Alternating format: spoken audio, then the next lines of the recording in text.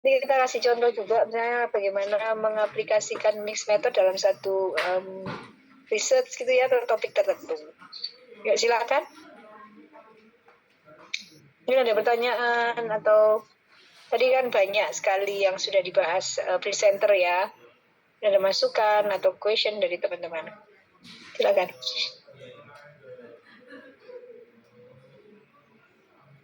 Presenter tolong diundang temannya untuk memberi masukan ya. Oke, siap, Bu Ika. Thank you. Buat teman-teman kalau ada yang ingin diskusi, Mas Batur ini Batur. Kata-kata hari ini Mas Batur.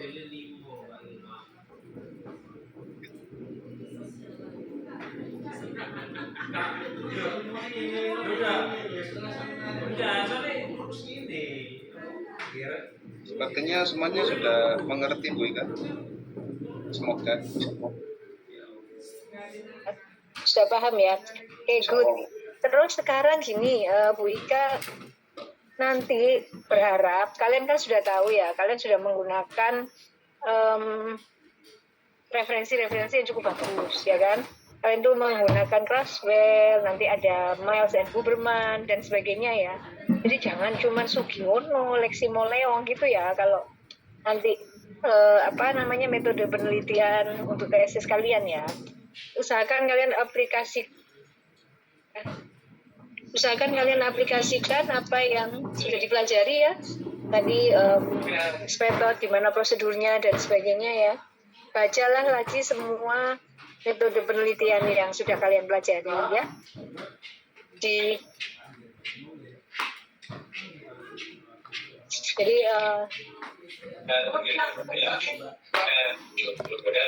sebentar.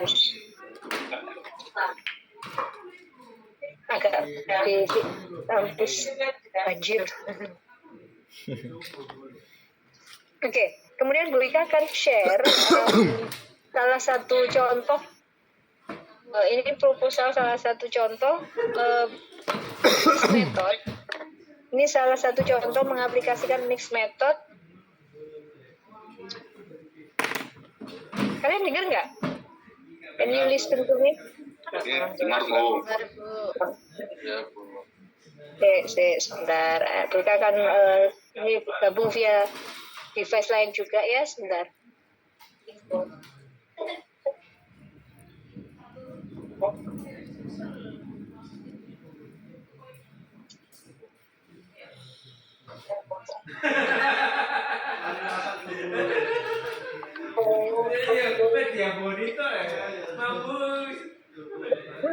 Gimana Mbak banjirnya? Ya, banjir. Besok tanya Bu Beni sebelum Bu. Ya, dalam ya, di apa sendiri gitu. Oh, akademi masuk ke dalamnya lama ya, lama ya. Yo, wis kok dirapikan ya. Terus ruang bacanya yo apa kok? Ada komplain ruang baca. Iya, aku hilang. Yo, apa sih? Kita gak dilanjut lagi yo, suwet.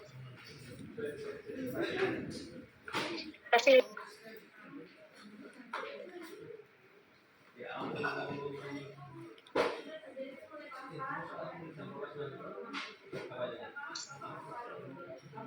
Kita dari device lain ya.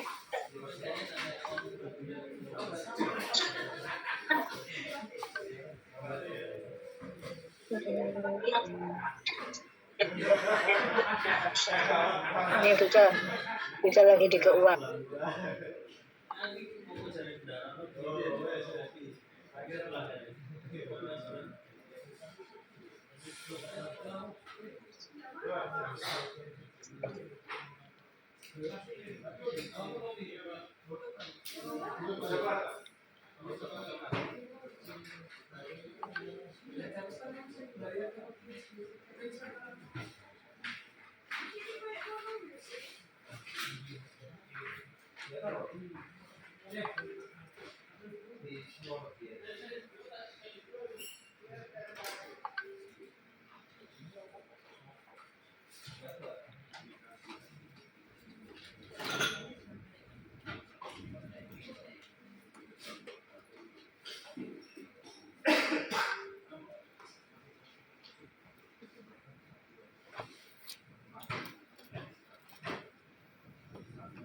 pindah kene.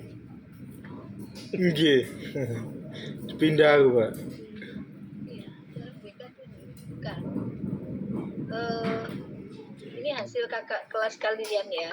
Gak mau tunjukkan gimana kalian memblending ya our doing mixed methods in your research. Oke, Wika akan share screen dan ini beberapa hal ya. Kalian nanti kan semester depan udah mau ini sengaja nih Wika pilih yang mixed method and then gimana setelah ujian itu kadang ada beberapa masukan dari dosen penguji ya.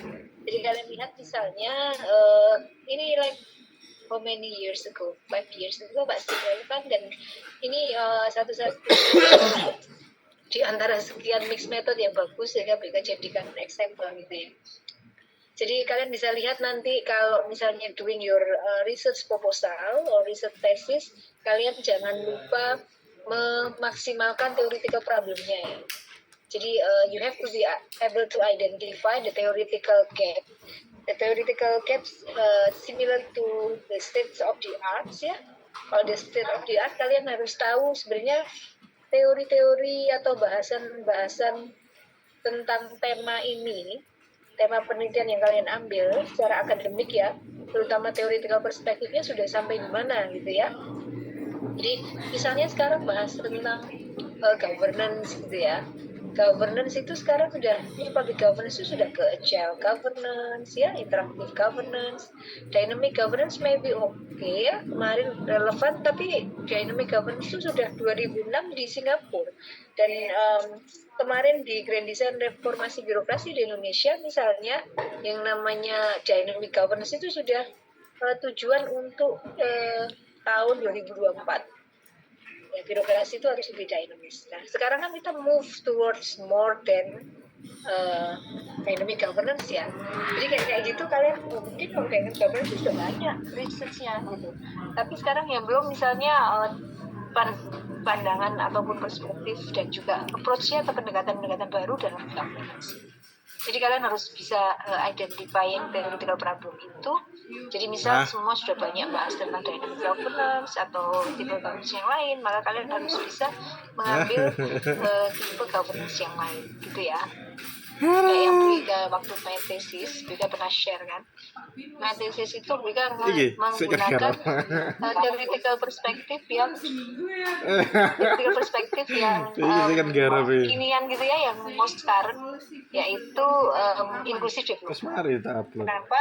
Karena ketika theoretical problem Wika cek di inclusive development itu lebih banyak author ya milik bersama Pak yang fokuskan pembahasannya tentang inclusive development itu ke the most powerlessness atau yang rentan, kelompok rentan. Jadi bahasan-bahasan dalam theoretical discussion on inclusive development, mereka itu lebih memfokuskan inklusivitas dari kaum marginal, perempuan, si miskin ya, atau anak-anak dan sebagainya. Tapi tidak ada yang membahas tentang bagaimana inklusivitas dari mereka yang powerful, yang punya power seperti birokrasi gitu. Nah, jadi theoretical problem waktu itu ada kecenderungan atau fokus yang berlebih terhadap inklusivitas marginalized community or element of development. Nah, itu yang kemudian kita bisa identify ya theoretical problem. Banyak studi membahas inclusive development, tapi mereka fokus inclusive development itu harus menginklusifkan mereka-mereka yang marginal ya. Ternyata di penelitian Wika ada birokrasi itu tidak terlibat, kan? Ada fasilitator gitu. That's why kemudian Wika mengkritik theoretical problem dari inclusive development. Nah, kemudian perbaikan manfaat akademis ya. Sebentar. Perbaikan manfaat akademis. Nah, kalau manfaat akademis tentunya kita balik ke state of the art dan juga theoretical problem. Jadi kalau kita manfaat itu ada akademis, ada praktis ya. Akademis dan praktis. Kalau akademis, maka kita akan refer to state of the art, ya, theoretical problem dan sebagainya. Jadi kayak tadi, misalnya punya Bu Ika tadi, maka Bu Ika mengkritik diskurs atau diskusi atau debate on inclusive development yang lebih memfokuskan diri pada marginalized part of the community. Nah gitu ya. Jadi mereka memberikan kritik dan itu menjadi manfaat akademis yang signifikan, gitu ya. Atau kalian nanti pengen ada nggak cuma memberi wawasan baru, nggak cuma gitu ya. Kalau manfaat akademis, tapi kalian harus to be able to identify penelitian yang sudah dilakukan sebelumnya itu kebanyakan di aspek ini, belum ada yang di aspek lain, kayak gitu ya. Nah, kemudian konsistensi antara rumusan masalah dan tujuan penelitian ya. Jadi kalau rumusan masalahnya misalnya tanya tentang bagaimana peta stakeholders misalnya, tujuannya ya berarti memetakan tujuan penelitian ini adalah satu memetakan stakeholder yang ada di ini gitu ya, mengidentifikasi atau mendeskripsikan stakeholder yang terlibat gitu ya, itu semua harus konsisten. Kalau kalian mau trying to do the explanative research method ya berarti menjelaskan bagaimana berkaitan antara variabel X dan Y misalnya ya. Dan ingat explanative itu nggak cuma untuk variabel pengaruh atau kuantitatif ya, tapi kualitatif juga bisa kita menjelaskan keterkaitan antar variabel. Ya. Tambahkan introductory paragraf pada awal bab 2 ya. Ini biar nggak kayak tukang gitu ya. Jadi be careful kalau menyusun proposal, menyusun tesis, jangan lupa kalian harus sebagai arsitek. Arsitek itu you clearly speak about the introduction ya. Jadi kalau misalnya dalam penelitian, dalam sebagian ini akan dijelaskan kerangka teori yang menjadi dasar tools of analysis dalam penelitian. Kerangka teori ini adalah apa sebagai foundation untuk ini gitu-gitu ya. Misalnya teori itu apa dan sebagainya. Dalam subbab ini akan dijelaskan terlebih dahulu tentang pengertian, misalnya pengertian kebijakan, kemudian implementasi kebijakan, dan terakhir implementasi kebijakan di sektor pariwisata. Udah sektor pariwisata, kalau nanti misalnya pariwisata itu apa, ya kriteria sektor pariwisata itu ruang lingkupnya apa dan sebagainya ya. Jadi grand teorinya disebut dulu, mau misalnya kebijakan publik kah, atau development kah, sustainable development kah, atau apa gitu ya, pelayanan publik kah, atau manajemen publik kah, atau apa gitu ya yang jadi grand teori dari riset sekali. Kemudian perinci penelitian terdahulu menjadi subbab ini ya. Ini cuman kita ingat kalau Bu Erna itu expect like research, previous research untuk menentukan state of the art itu bisa sampai 30 research ya minimal. Harusnya bisa nanti daftar pusaka bisa 50 sampai 60 item ya. Good books and journal, artikel ya. Yang semua harus komprehensif. Kemudian ada state of the art ya. Perinci state of the art. Jadi di perinci itu nanti previous research sudah membahas apa sih, apa yang beda dengan research kita gitu ya, mulai dari metodenya kah, berbeda kah metodenya, teori yang digunakan atau topiknya.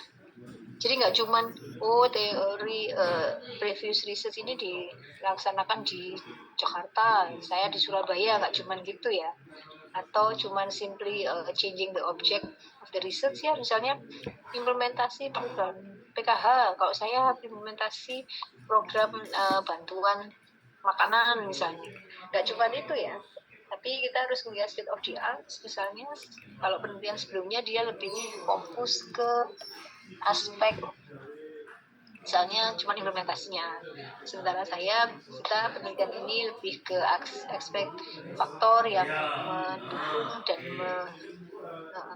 menghambat implementasi misalnya. So you find what's the difference ya, or you fill the gap left by previous researcher. Oke, sama. Kemudian penjelasan tentang sistem zonasi, of course ini tema-tema ya harus lengkap. Definisi konsep. Kalau definisi konsep itu kalian harus menjelaskan mulai dari pengertian ya konsep itu. Bisa konsep tentang kebijakan nih. Menurut Thomas R. Chu apa? Menurut Michael Howlett apa? Menurut Sun Woo apa? Solkin Abdul Wahab apa? Dari 4 itu kalian mau elaborasikan, digabung-gabung bisa, atau kalian mau mengakomodir atau mengadopsi. Saya sesuai definisi Michael Howlett, itu boleh. Dan penentuan itu ya kita mau mengadopsi yang mana, atau kalian mau elaborating all itu berdasarkan kesesuaian dengan tema atau topik. Ya. Jadi misalnya kebijakan kita bahas tentang kebijakan yang sangat otoriter misalnya ya, menaikkan dan bersifat top down misalnya, maka mesti mungkin cari pengertian kebijakan yang suatu tindakan pemerintah sebagai upaya untuk mencapai tujuan yang bersifat enforcif misalnya gitu ya. Jadi sesuaikan pengertian yang sesuai dengan topik. Kalau banyak tentang kebijakan yang bersifat bottom up ya kalian banyak gunakan street level birokrat gitu ya. Hilang. Masih kelihatan apa hilang nih? Masih. Oke. Terus paradigma penelitian ya. Paradigma penelitian of course nanti mau kuantitatif atau kualitatif ya, interpretatif atau kritik, perspektif ya. Sama daftar isi, dalam subbab, ini beberapa contoh. Bayangin kalian kalau ujian tuh kadang nih loh, masukan dari penguji ya, itu di alert ya, jangan grogi, jangan ini kita semuanya itu perlu belajar, proses belajar ya. Nah, kita lihat kemudian ya, everyone, ini judulnya reformasi kebijakan pendidikan, ekualitas dan kualitas kebijakan sistem zonasi sekolah di SMA 5 dan SMA 14 Surabaya. Nah, kalian bisa lihat ini mixed method. Everyone, can you answer me, yang ekualitas itu kira-kira pakai kuantitatif atau kualitatif ya? Yang kualitatif pakai apa? Kualitas pakai kuanti atau kuali? Which one kuanti, which one kuali? Can you mention, can you tell me everyone? Kuantum. Ada yang bisa giving opinion or feedback? Silakan.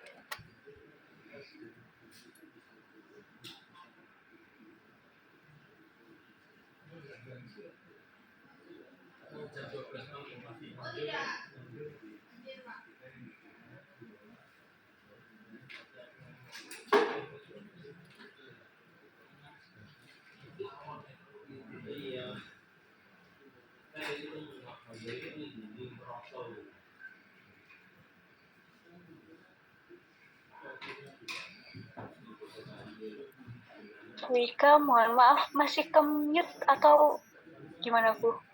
Oh iya, mute. Oh my god, aku sudah ngomong dari tadi. Aku mute.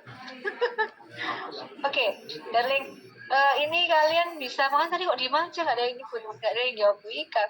Can you answer me, ekualitas dan kualitas itu, kira-kira ekualitasnya atau kualitas ya, yang kuantitatif atau kualitatif? Yang kalau sependek sama saya ya Bu, untuk kuantitatifnya lebih ke kualitas, kemudian kualitatifnya lebih ke ekualitas. Karena kalau pemahaman saya, kualitas itu lebih bisa diukur bagaimana kemudian dari penelitian itu. Sementara kalau ekualitas itu lebih ke terkait dengan kesetaraan, keadilan dan sebagainya. Begitu, Wika. Oke, let's see ya. Jadi ekualitas yang kualitatif ya. Ya, it's actually semuanya itu nanti depend on the way we define ya, the way we define and we measure. Jadi mengukur kita kriteria indikatornya apa gitu ya. Itu nanti kita bisa lihat, kita buktikan ya. Anyone ada yang punya pendapat lain selain Alice? Of course you have to have a clear argument ya. Ada yang berbeda kah? Kalau menurut saya kualitas yang kualitatif Bu, ada nggak yang kayak gitu? Everyone? Oke, kita langsung buka aja deh ya. And then again ini sudah ini ya. I'm not sure if it's harusnya otomatis ya ini ya. Ini sorry.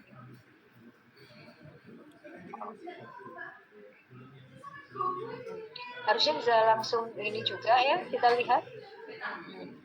Jadi ini latar belakang, rumusan masalah, tujuan penelitian, kemudian manfaat, pinjam pustaka ya, penelitian terdahulu.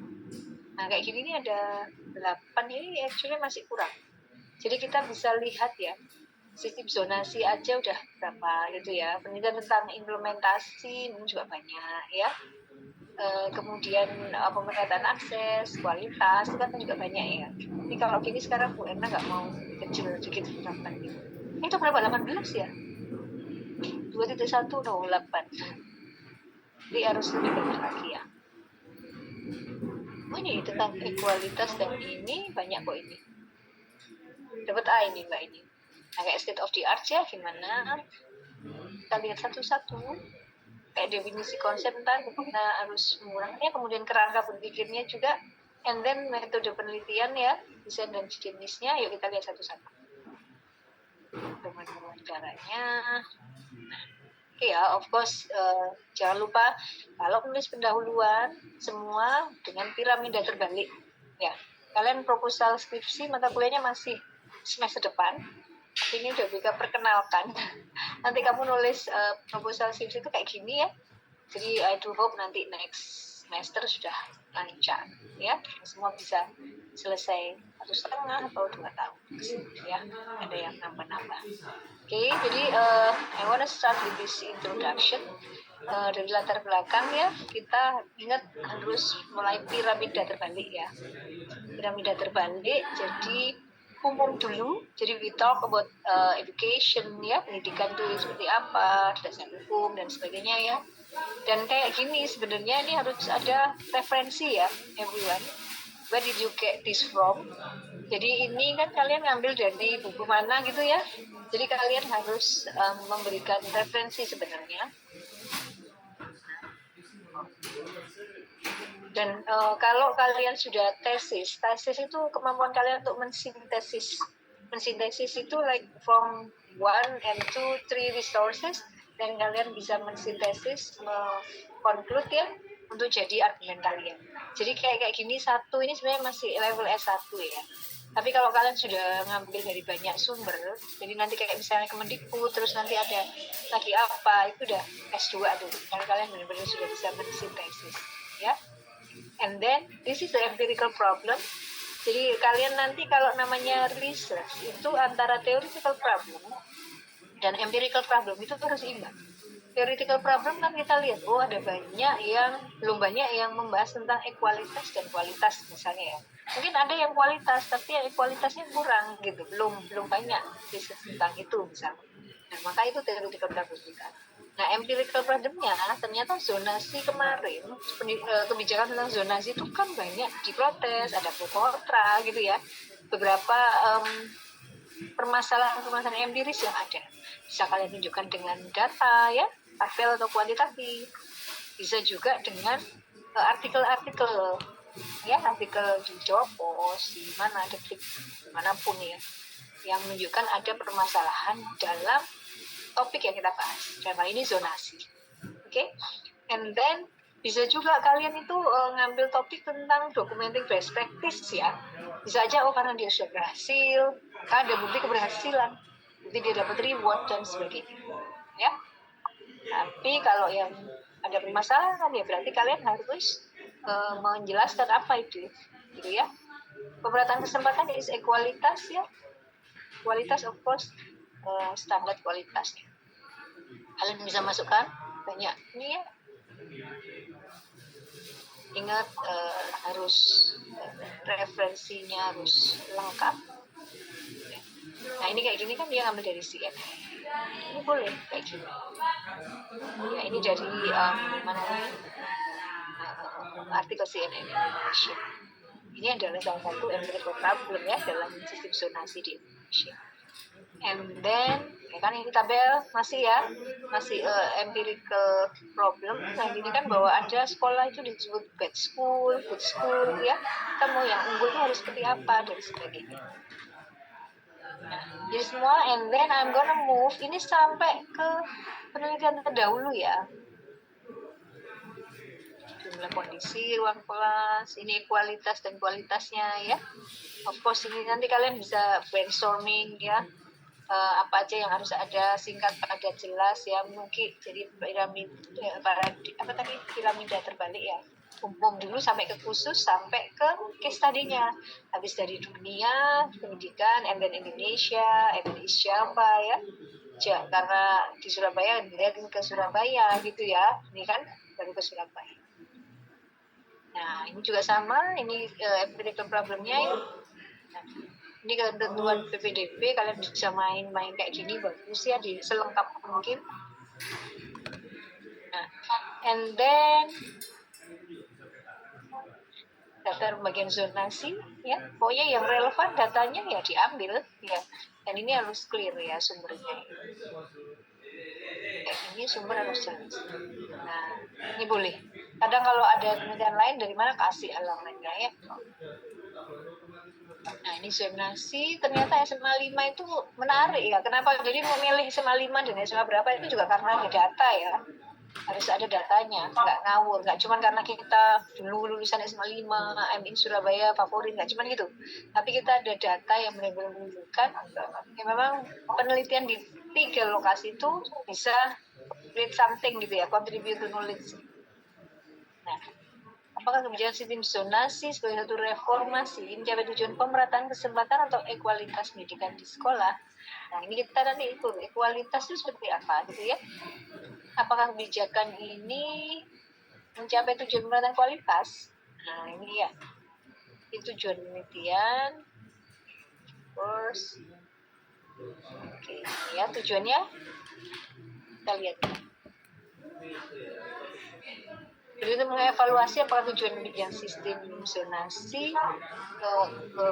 untuk pemerataan layanan itu terberlaksana, apakah berkualitas ya dan sebagainya. Nanti juga ini bisa yang dikaitkan dengan tipe penelitian ya, mau deskriptif atau eksplanatif. Nah ini manfaat akademis ya. Nah ini coba dilihat. Jadi ini ngelihat dengan state of the art penelitian terdahulu ya. Nah, penelitian tentang ekualitas dan kualitas itu lebih banyak di luar negeri. Surabaya belum, Indonesia belum banyak. Gitu. Dan ini dimasukkan di penelitian terdahulunya seperti apa. Jadi ini like you are able to identify the research gaps gitu ya. Jadi studi apa yang belum di study ya, atau di riset oleh peneliti-peneliti sebelumnya. Dan manfaat praktis.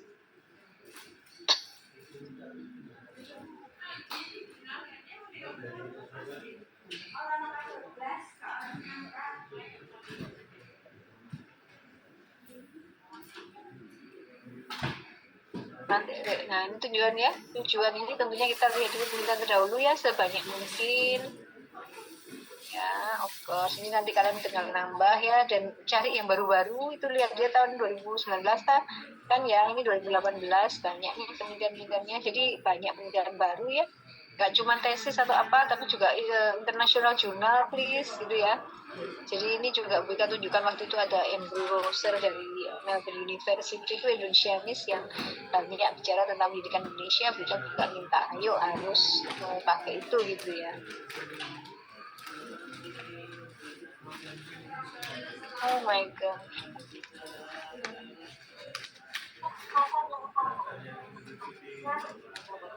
Ke ambulan ono apa itu?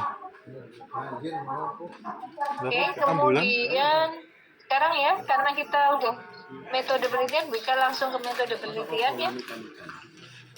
Ambulan. Nah, ini kalian bisa buat juga kayak gini ya. Ini ambulan. Penelitian-penelitian terdahulu ya. Karena meninggal loh. Hasilnya apa ya? Nanti bagaimana relevansinya dengan hasil penelitian ini? Kan ini gitu ya. Kalian bisa men-summarize like this so that it's comprehensive dan kalian bisa mengidentifikasi apa bedanya dengan penelitian kalian, gitu ya. Nah, kemudian metodenya kalau teori mah habis state of the art ya, bahwa ini dibaca nih. Penelitian dulu tentang ini, bahwa di luar negeri belum ada ya. Penelitian menjembatani penelitian mengenai kebijakan sistem zonasi yang mengangkat topik ekualitas ya. Jadi ini dia bisa mengidentifikasikan gap ya, gap tentang kebijakan zonasi. Nah, kerangka teori ini yang kita bilang harus ada introduction-nya ya. Nah, baru kemudian ekualitas ini. Jadi ini aja sebenarnya ditulis dulu. Ekualitas dan kualitas pendidikan merupakan indikator atau kriteria yang menunjukkan standar apa gitu ya.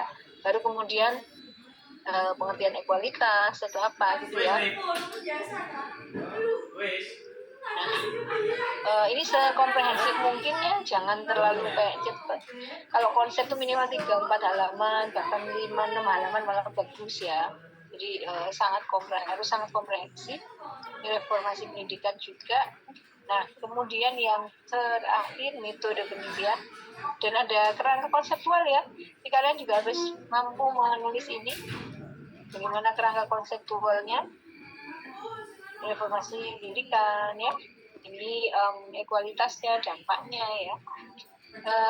Kita mau lihat kerangka konseptual ini. Nah, biasanya di akhir. Nah, ini kayak gini. Kerangka pendidikannya ya. Kebijakannya, ekualitas itu apa? Kualitas verifikasi ini semua sudah diidentifikasi ya. Mencapai tidak dan sebagainya. I hope you clear ya. Kemudian definisi konsep kita lihat nih. Kualitas pendidikan, definisi konsep, ekualitas. Ini jangan hanya dimaknai gitu aja ya, bilang langsung aja. Ekualitas pendidikan adalah pemerataan kesempatan dalam pendidikan yang mengkhususkan pada pengaturan agar anak dari ini ya langsung gitu aja. Ini kayak pengertian ya. Ini lebih tolong ini, oh my god, ini miss ini gitu. Ini insya Allah di tesisnya udah gak kayak gini. Ini kepanjangan ini untuk definisi konsep ya. Harusnya kayak gini 6 dimensi ini sudah dibahas di teori ya.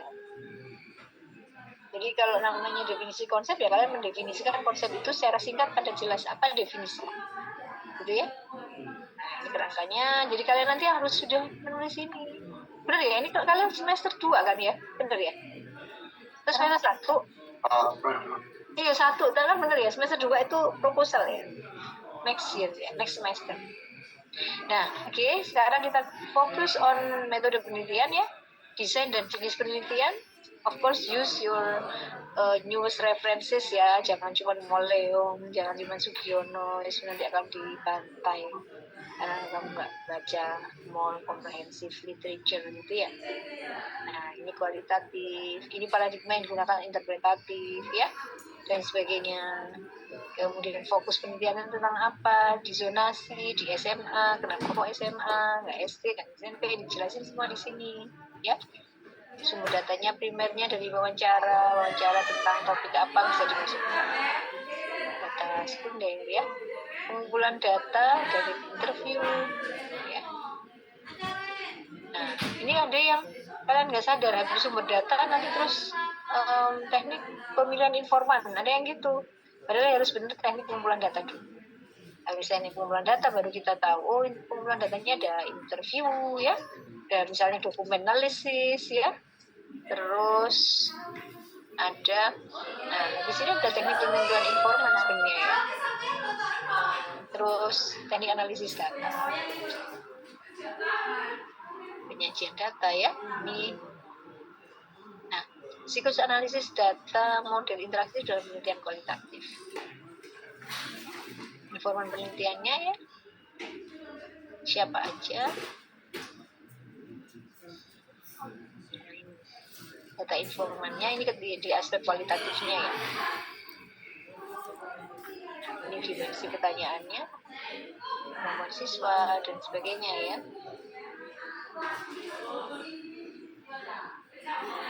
Jadi dia wawancara dulu.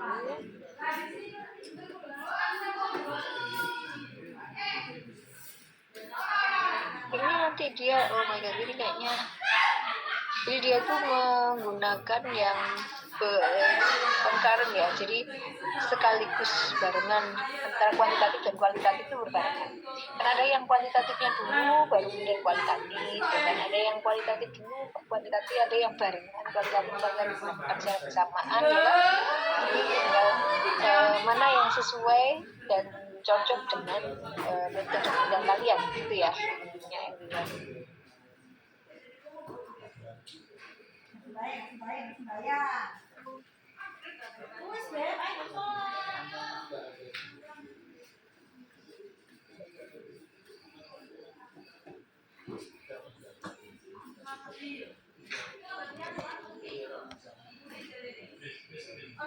Nah, jadi sebentar kita stop sama yang tadi dari presenter.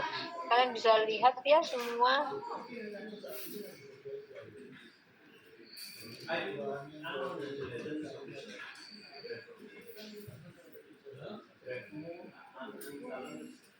Jadi Elis ya, Elis tugas semester ya, kita akan share metode penelitian.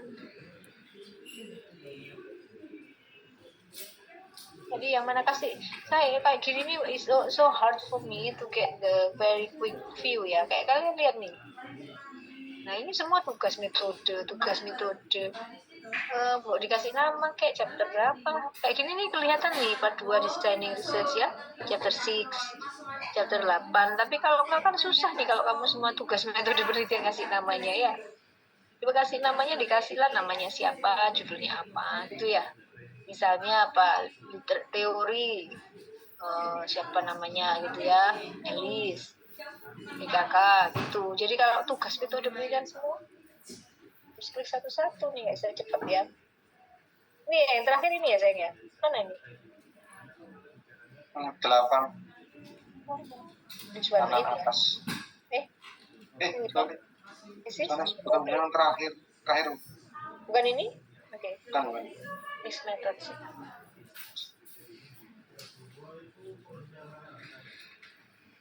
Oke.